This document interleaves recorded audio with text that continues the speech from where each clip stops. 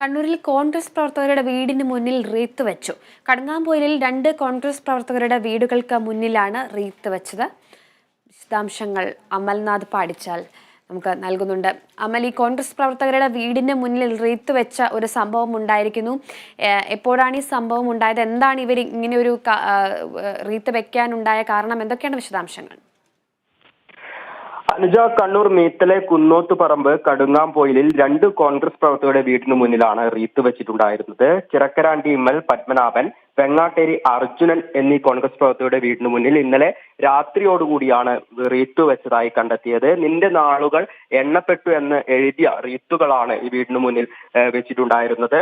അതേസമയം തന്നെ ഈ റീത്ത് വെച്ച വീടിനു സമീപത്തായി ബോംബ് സ്ഫോടനം ഉണ്ടായതായും കണ്ടെത്തിയിട്ടുണ്ട്. ടി.പി. ചന്ദ്രശേഖരൻ വധക്കേസിലെ പ്രതിയുടെ വീടിന് സമീപമാണ് ബോംബ് സ്ഫോടനം ഉണ്ടായത്. 12ാം പ്രതി ജ്യോതിബാബുവിന്റെ വീടിന്റെ പരിസരത്ത് ഇടവഴിയിലാണ് ഇന്നലെ രാത്രി ഏകദേശം 11:30 സ്ഫോടനം നടന്നത്. കൊടുവല്ലൂർ പോലീസ് സ്റ്റേഷൻ പരിധി ഉള്ള സ്ഥലമാണ് ഇവിടെ പോലീസ് എത്തി അന്വേഷണങ്ങളൊക്കെ തന്നെയും നടത്തിക്കൊണ്ടിരിക്കുകയാണ്.